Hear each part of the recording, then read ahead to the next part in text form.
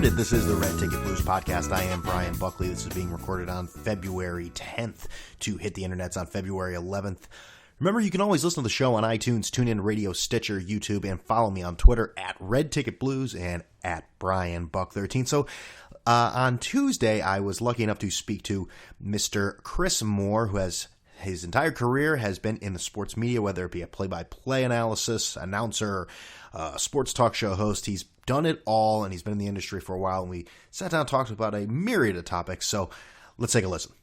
He is a sports talk show host for WFAN and the CBS Sports Radio, and one of the most underrated hosts on radio, and that, of course, is Chris Moore. Chris, welcome to the Red Ticket Blues podcast.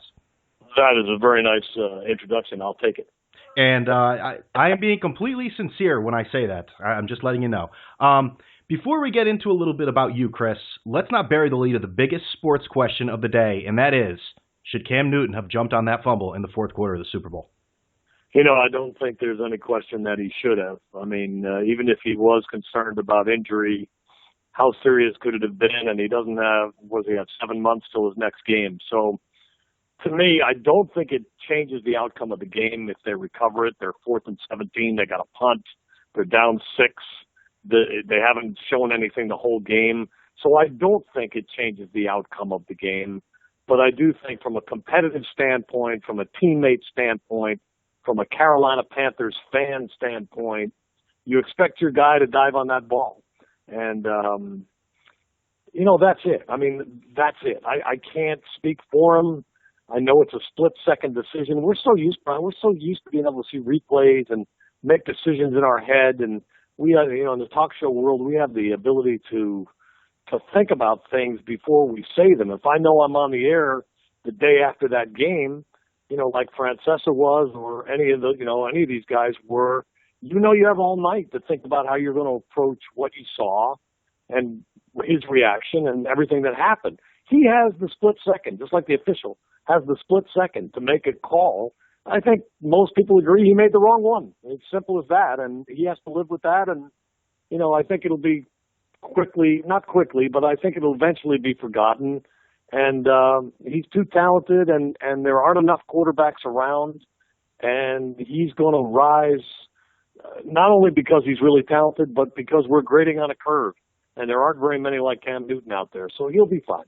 Yeah, I mean, I think he is maybe not one-of-a-kind quarterback, but with his talent, he's the MVP of the league.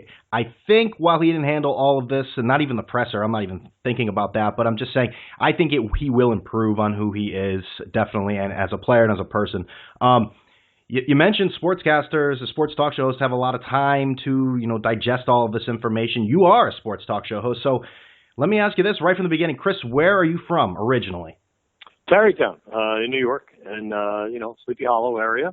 Okay. In fact, when I was growing up, it was North Tarrytown, and then around 2000, they thought it was a good idea to change it to Sleepy Hollow because of the marketing aspect and because they had, a lot of things that people could go and see up there. So the town voted, actually. North Tarrytown voted, and they had a referendum, and the town decided to change their name to Sleepy Hollow. So it's Tarrytown and Sleepy Hollow, and I grew up in Tarrytown. I was there till I went to college. So, that's where I'm from. Let me ask you, and I ask every guest this. It's almost like a prerequisite at this point. Did you always want to be involved in sports media, or was it something that just happened? No, I was hooked. I mean, I grew up at a time, and I know some of your older guys that you've talked to or will talk to will echo this, but, radio was a lot more important. Play-by-play on radio was a lot more important. And Marv Albert was my hero, like a lot of guys my age growing up. He did the Rangers and the Knicks on the radio. At that time, the NBA was just moving to having their finals on TV live. I mean, they were on PBS. They were on tape delay. It's hard to believe in the early 70s and late 60s, the NBA finals weren't even on live television. So people really relied on radio. I mean, they really did. They enjoyed it, and Marv was at his peak. I mean, he was doing the Knicks and the Rangers at the same time, and he was unbelievable. And I wanted to be Marv, period. Yeah. So, I mean, and speaking of play-by-play, I mean, you went to school in Ithaca, you moved over there to Cornell, and you basically did everything. doing football, hockey, and lacrosse as well. Was play-by-play so what, you basically just answered this question. Play-by-play was the immediate long-term goal at that point. Sports talk radio really hadn't been born. So play-by-play was what you wanted to do. Yeah, I got my sports talk start really from Mark Chernoff, and I'll tell you, I know the day I was on the first day I was on the air was July 27th, 1993. I had been doing the Devils for 5 years. I lost that job. I was looking to get another job, which I did with the Florida Panthers right away, so I didn't miss any time. But I remember the date because I'm set to go on after a Mets game, and tragically, Reggie Lewis is playing pickup basketball in Boston and dies on the court during the game, like in the fourth inning. So when the Met game ends, and I'm supposed to do whatever to 1 o'clock, from the end of the Met game to 1 o'clock, the whole show was about the tragic passing of Reggie Lewis. So that's, it was the summertime. I was a hockey play-by-play guy, and Bob Gelb had heard me, and he recommended me to Mark, and Mark said, we'll give you a shot. And that's when I started doing it in 1993. You mentioned the New Jersey Devils and the Florida Panthers, and you were play-by-play for them, hockey, for almost a decade doing play-by-play. Here's a question. I don't know if you know the answer. If you do, probably Gary Bettman wants to talk to you. Why can't hockey enter the conversation into the big three American sports, and is there anything that can be done to change it? Well, I think there are things that could be done to at least try, but I think, Brian, we've all come to the conclusion that stars run sports. Right. The biggest star in pro sports right now is Steph Curry. Number one guy that people would pay to see is Steph Curry. And the number two guy is probably LeBron James. Mm-hmm. And the way sports are marketed now, to me, and it's why college basketball is struggling, in my opinion, as well. It totally is. Because if you don't get to know the players, and if you don't have stats that you can make you say, wow, you're going to struggle to keep consistent fan growth. And the hockey community, the fans, the management, the media, the front offices, all seem to think that things are fine the way they are. And in a lot of ways, maybe, it's okay being where they are and where they fit in. But without stars and without talking about, did you see Gretzky last night? Did you see what Lemieux did last night? Did you see Bobby Orr? They don't have those kind of players. Ovechkin's the closest they have. The goaltender pads are too big. There's not nearly enough scoring, and there's no buzz around the game. They're keeping their own fans because their own fans are hooked on the game. I went last week. I was in Florida. I went and saw the Red Wings and Panthers play. Good game, 6-3, not a 2-1 game. But I just think that unless you can market players and get players known on a more wide basis. When I came in the NHL, there were teams, and of course Edmonton was the exception with, Coffey and Messier and Gretzky and Yari Curry and Glenn Anderson and that all-star lineup. But they scored over 400 goals a season. Now there are teams that are lucky to get to 200 goals a season. That's a big difference. That's a huge difference. And where every other sport is interested in offense and trying to make sure that there's enough offense in the game, the NHL sits back, allows their goaltenders to have the big pads. The ice can't get any bigger, and the players are much bigger. And there are serious problems there. But on the other hand, they seem happy where they are. Like they don't need, they don't need to get any bigger, and they're not trying to elbow for space with the other leagues.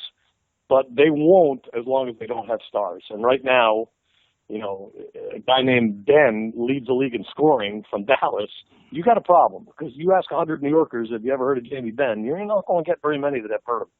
Yeah, I look at NHL as like the fan base is some sort of cocoon where it's almost everyone inside, they love it, everything's great, but the outside world almost just doesn't pay attention to it, maybe until the playoffs when it is a great experience.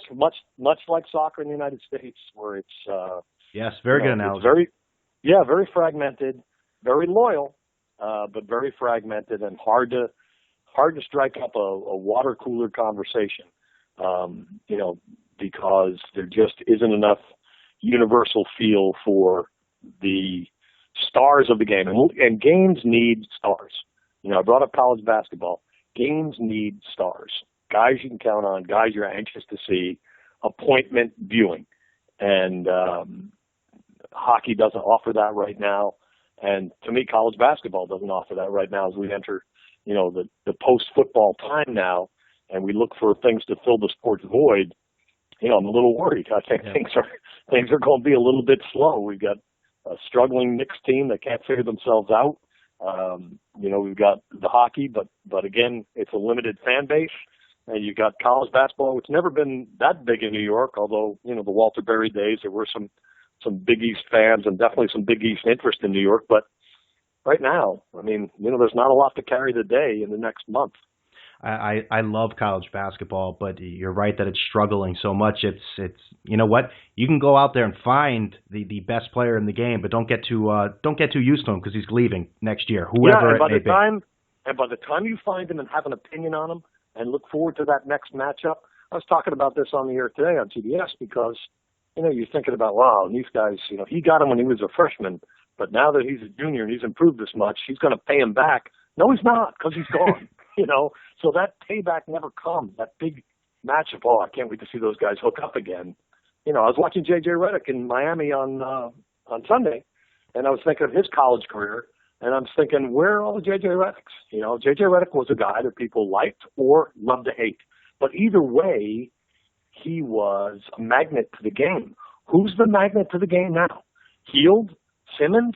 Just not enough guys. Yeah. Just not enough guys to make people, again, water cooler talk, again, have that kind of sense of, hey, I got to see this guy. Did you see this guy last night? Did you see how good he is? Did you see how good they are?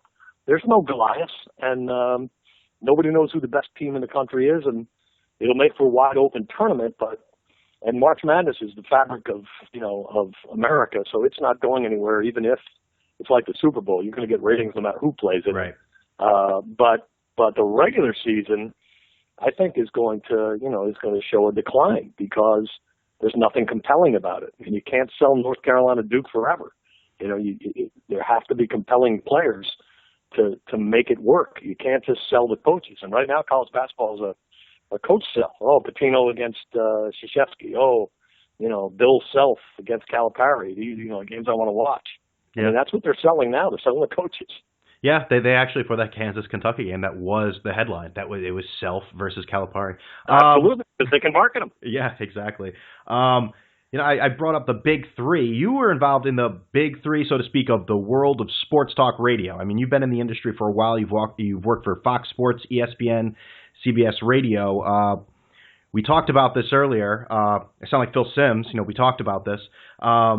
You got your shot through Mark Chernoff. Now, when sports radio came about, was that something you saw and said, I immediately want to be involved in that? Or did it sort of just tiptoe in and say, oh, well, maybe I'll give this a try? Yeah, I didn't. I really, the latter. I really hadn't thought about it. But you know what? There's so much sales involved in play-by-play. Like if let's say you're Chris Carino and you've got to bring the Nets in every night. And you have the ownership that you have, and you have, the future being mortgaged away, and you've got to bring that enthusiasm every night. And you've got to walk a fine line. You're not going to lie to the fans and to the loyalists, but your credibility is on the line, and you don't want to, be a cheerleader or pretend that things are fine when they're not. I got a little tired of that part of it. I did. I got a little tired of that.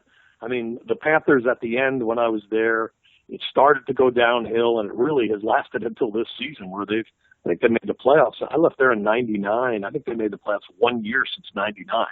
So Florida was a tough sell, hockey in that market when you're not winning at all. And as you can tell by, just our conversation, and you listen to me enough to know, I enjoy giving my opinion. I enjoy hearing yours. I enjoy going back and forth. I enjoy trying to bring you around to my side and respecting the fact that maybe you don't want to come to my side.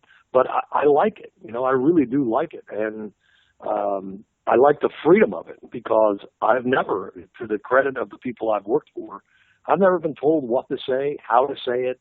Don't say this about that. Make sure you don't. I have been leaned on a little bit as a play-by-play announcer in that regard, but never as a talk show host. So that freedom is probably the most enjoyable part of the job, is that when I go on the air, like tomorrow I'm filling in Hartford, and I'm on 3 to 6 or 3 to 7, whatever it is, I'm doing afternoon drive. When I get there, I can start with whatever I want. Whatever tickles my fancy, I can go with, and I can try to make a show out of it. That's great freedom. It's a great luxury, and I don't take it for granted. That is a perfect segue, being told by your employer what to say and expressing yourself. I mentioned ESPN. You and I actually exchanged some tweets the other day concerning Danny Kanell's, I guess, refusal to acknowledge CTE in football. I didn't even know that was a thing or even debated. Right. You said that this inspiring outrage, being a contrarian, is typical of ESPN these days. Can you elaborate a little on that? Well, contrived stories and making sure that you get reaction on social media has become a part of the business. And the difficulty to me in life these days in general is that whether they actually have an angle or not, I've become cynical enough and experienced enough to believe that generally there's an angle. If you read or hear something that's somewhat outrageous, there's a good chance that it's put there to elicit that outrage. And it works. I mean, it works for Donald Trump. I don't know how long Donald Trump's going to take this. And this isn't a political conversation. And I have no horse in the race, really. I'm not really excited about anybody that's running for anything. But, if you don't take a lesson from how this has worked for him to this point, regardless of whether he is able to go through and actually have success and build a majority in this country, the fact that he has done as well as he has, doing what he's doing, which is basically outraging people and getting people to do what we just talked about in basketball and college basketball and hockey. What are they doing? They're talking about him. Mm-hmm. Did you see? Did you hear? That's what you need. And that's what these networks have come to understand. And ESPN, with the promotion of Stephen A. Smith, with Skip Bayless. Just going to say that. It's just I don't even like saying their name. It's almost as if I'm giving them free a publication. I don't even like saying their names even if I'm talking to somebody. The people on first take. But yeah, go ahead. Right, but it's the conversation we're having, and it's fine because we're not promoting it. We're trying to understand it, and why is it successful, and why are they moving toward this, and what does it mean to our business? And you know what? I think it's fine because I'm never going there. So there'll always be an alternative, and there are other guys like me who are never going there. So it's fine that they're out there, and people that have their mouths open and are willing to put the hook in there and get pulled, I can't do anything about that. But I'm not going there just because it works. That would take the fun out of it for me. Yeah. When I start saying things I don't believe, it's no fun anymore. I'm not trying. I'd rather be. I mean, at this point in my career anyway, and not everybody can say this because I'm older and I've had a good career and I'm happy. But at this point in my career, I don't need that. I would be trying very hard to work full time somewhere if that's what I really needed to do. I don't. So I don't chase that shock factor. Oh, dear, Chris Moore said there's no concussions in football, and I'm not doing those kind of things. I'm just not. So, and there's a lot of guys like me that aren't. But it is the way of corporate right now.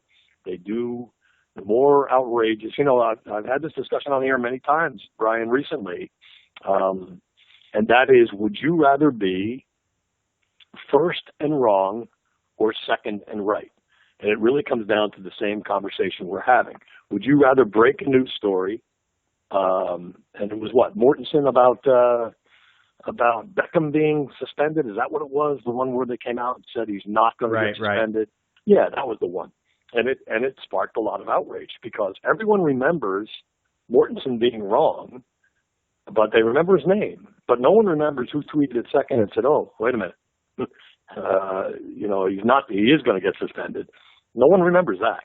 So is it better to be remembered for being wrong, or is it better to be second and right? And 20 years ago, I think everyone would have answered, "Oh, it's better to be second and right. You don't want to be wrong. You'd be embarrassed." Now, that line's not so clear. That's a character flaw on the entire industry right there. And I'm glad to know you will not change. That is good. just staying within the topic of the ESPN, the reluctance to change the way they do things or even go back to what they once were. I think a lot of it has to do with the fact that their competition is minimal. I mean, people can say they can't stand and hate ESPN, but what are they watching? Like, they're watching ESPN. Fox Sports apparently lately is going with the Animal House feel. You have Rob Gronkowski lap dances and Katie Nolan drinking beers with anybody. That's their battle plan. So with all that being said, is ESPN almost too big to fail? Yeah, they're much like the NFL because kind of like the McDonald's Happy Meal, it's what you grew up with in your house. If you're 32 years old and you have a 7-year-old or some parameter or something like that, when you're watching, they're watching, and they're 7, and then the next year they're 8, and guess what? The year after that they're 9, and so on and so forth, to the point where that's their habit. And then they grow up and their kids have it. So ESPN has done that now. ESPN is what kids really watch. They watch it all the time. My sons watch it.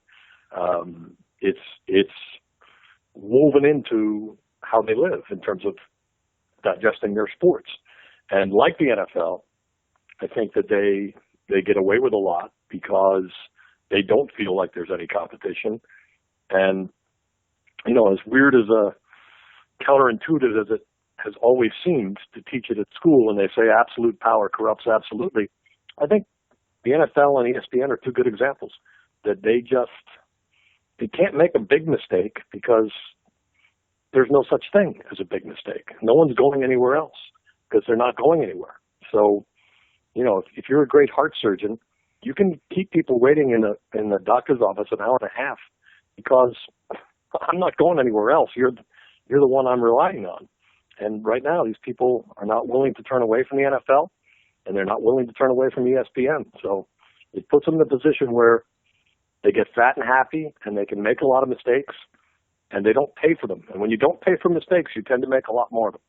Yeah, they have their hands in everything. I mean, you want to watch the big game, well, you're watching ESPN, the NFL, whether you like it or not. That's your bread and butter. You're going to watch it. The mothership has their hands in everything nationally and locally, as does Chris Moore. You work for CBS Sports Network on a national level and WFAN on a regional market. Do you prepare any differently when you approach each show? Yes, I absolutely do. Because although I like to use New York examples because I'm most familiar with them, I make sure to back off and say it could happen anywhere.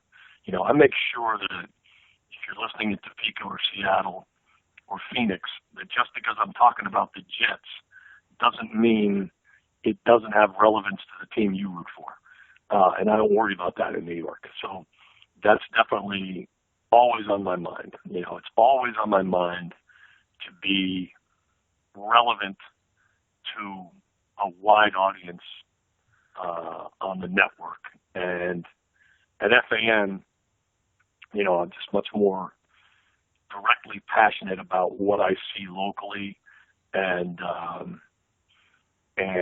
definitely prepare differently for the two shows, no question. I mainly listen to New York sports radio, residing here in Connecticut. Do the callers outside of the tri-state area use the term gun to your head and propose insane trade proposals, or is that just sort of a regional thing? I think the Goldschmidt for Lucas Duda type deal is more a New York thing, but there are everywhere, and a lot of people. I mean, a lot of people are dreamers. I do think there are certain mantras I live by for sports fans, and I use them all the time. There are no rules for sports fans, and the other thing that I always like to say is that they market optimism. That if your team isn't winning now, that you need to believe that they're going to sometime soon, that they have personnel in place that are going to make a good plan, and that they're on their way somewhere. And I used, for example, I did National Today. And I did a segment on the Knicks, which is not a national story. I hate to tell New Yorkers, but, the Knicks are a forgotten franchise outside of New York. I mean, they really are. They're really, you talk about just another team, they are just another team. They have nothing compelling about them except maybe, hey, let's see what Porzingis brings. Let's see how good this kid can be. But, Carmelo is an old story, and they've got nothing going. So, they changed today, and I just said, this league, as we were talking earlier about the NHL, this league is about three teams. People still believe in the Spurs because of Popovich and because of their talent. You've got Golden State and you've got Cleveland. Now, everybody else, when they play, those are games, but they're in a box. They're not on their way. They're not on a journey. They're not selling optimism. The Knicks are no closer to anything good than they were 2 years ago, 4 years ago, 6 years ago, 8 years ago, 10 years ago. They're in a cage. They're a rat on a wheel. They perform, but does anyone care whether they go, 25 and 55 or 30 and 50 or 35? I mean, is 500 something that, Knicks fans are supposed to get excited about? So the league's in a weird spot because no matter who you root for, if you don't root for one of those three teams, LeBron's been in the finals 5 years in a row. It's about the players. I don't know who the coaches were on all five of those, but, it's about the players. And if you don't have the players, you're just playing, a game in a box, meaning that you go to the game at 2:00 on a Sunday afternoon, like I did for the Heat and the Clippers. They play for 3 hours. Game ends. One team wins, the other team loses. It's not indicative of anything. They're not building anything. They're not moving toward anything. They're not on their way somewhere. You just have to enjoy that game for that game. You have to enjoy that moment for that moment. So to answer your question in a long-winded way about, national versus local, that's a local Knicks story to me about how the Knicks aren't going anywhere. But there's a good chance your team's not going anywhere either. Because if you don't have Steph Curry or LeBron James or Popovich and his group with Tim Duncan, who never retires, and the rest of those guys, you're spinning your wheels. You're playing games to play games, but you're not on your way somewhere. And therefore that optimism that I think is what the NFL sells so beautifully, with 8 first-place teams and 8 second-place teams and all the divisions and the wild card, and you can't, you go the whole week, you can't lose because you don't play. So nothing negative happens. You don't go on a 3-game losing streak in 4 days like you can in these other sports.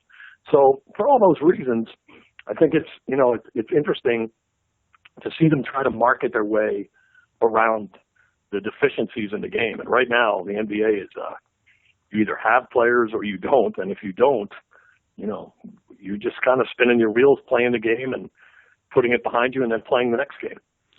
With all that being said, let's talk Knicks. The Knicks fired Derek Fisher, and today there was the potential disturbing report. I say disturbing. Phil Jackson calling it quits. I say disturbing because I'm convinced Isaiah Thomas is coming back. But like you said, how could they get much worse? Please no. So, Chris, what went wrong with the LA Lakers East? And please tell me I'm wrong about Isaiah Thomas. Well, I'm pretty sure you're wrong about Isaiah Thomas. Okay. But never say never with Dolan, right? I mean, yeah. I understand the fear. I'll tell you what went wrong. They hired a guy whose heart wasn't in it, who took the money. Well, he's the Zen master. How important is basketball to him now?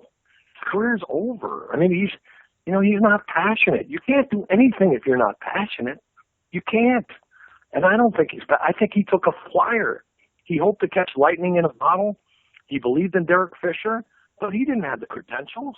This is a guy that just went for it on a gut feel. And why did he do that? Because like what we talked about with the NFL and ESPN, he's got no risk. He makes a mistake, so what? His legacy's not hurt. No one's really going to blame him, across the country. He took the money here. Dolan's a bad guy anyway. People are happy to blame Dolan. And the world turns. But they hired the wrong guy. You hire a guy with passion. You don't hire a guy who's at the end hoping to catch lightning in a bottle on his way out.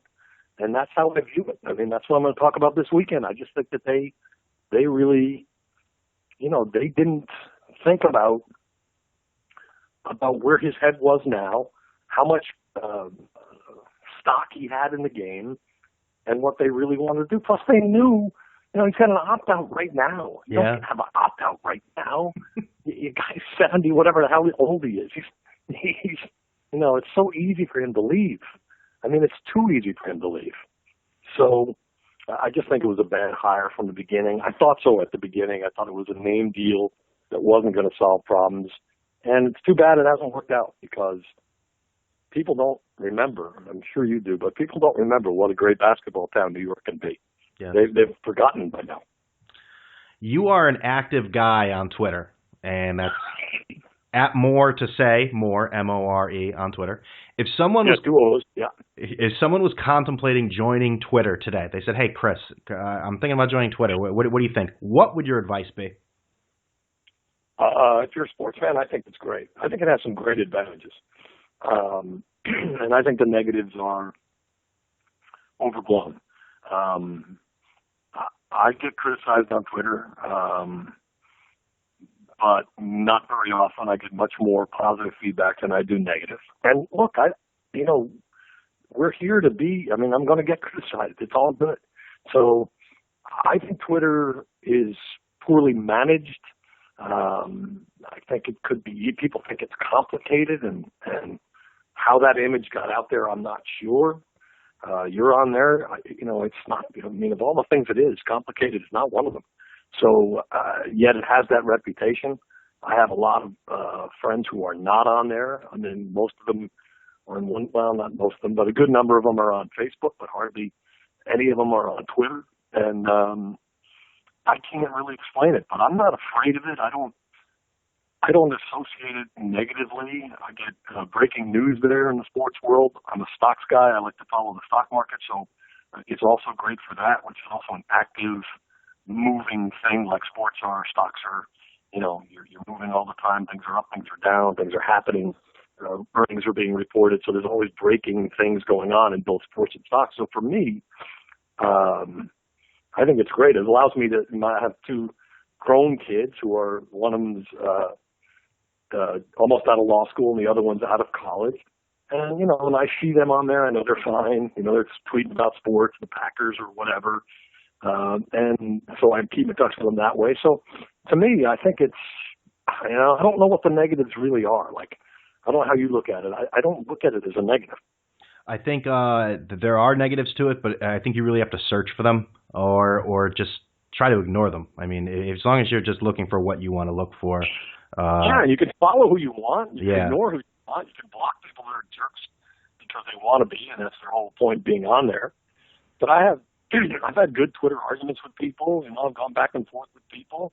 They give me story ideas. It's all good to me. It's 90% good. Right. And in Chris Moore's bio, all tweets are my own because no one else agrees with me. That's perfect. I want to thank Chris Moore for coming on the Red Ticket Blues podcast, but to play us out, I have 3 quick questions for you. You ready? I'm ready, brother. Okay. Bring it. Name a city or area of the country that brings a ton of passion about sports that people would probably never think of. St. Louis. Really? St. Louis is a passionate town. They love their Blues despite the problems that they've had. They love their baseball. I don't know if people would be that way. I'll tell you, there's a lot. There's a lot. Sports is Detroit's unbelievable. Detroit really cares. I'll tell you who else really cares. Cleveland really cares. If the Indians ever do well, Cleveland will turn out crazy. There's a lot. There's a lot. New Yorkers don't understand. I lived in Madison for 4 years in Wisconsin. I've been in that state. It's crazy in the Midwest how state-oriented they are and how they're all for one and one for all. Ohio is unbelievable as far as the sports state is concerned. Ohio is unbelievable. They live and die it. They talk about it in the shops. They talk about it everywhere. It's unbelievable. So there are a lot, but St. Louis came to mind right away. That's interesting. So a lot of Central America. That's good. Well, yeah. College. You said you love college basketball. Oh yeah. The college game. If you grew up in the New York area as I did, and had not been exposed to it, you've been a Northeast person your whole life. You have no idea. Take a weekend. Go on a Thursday. Go down to Auburn. Go to Oklahoma State. Go to Madison. Go to Columbus. Go on a Thursday with somebody, stay till Sunday. You'll experience something you've never experienced before. It's crazy. Yeah, I think if I didn't grow up in Connecticut and didn't experience University of Connecticut basketball, I would have next to no interest in college sports. So that has definitely piqued it. Best musical album of all time? Man.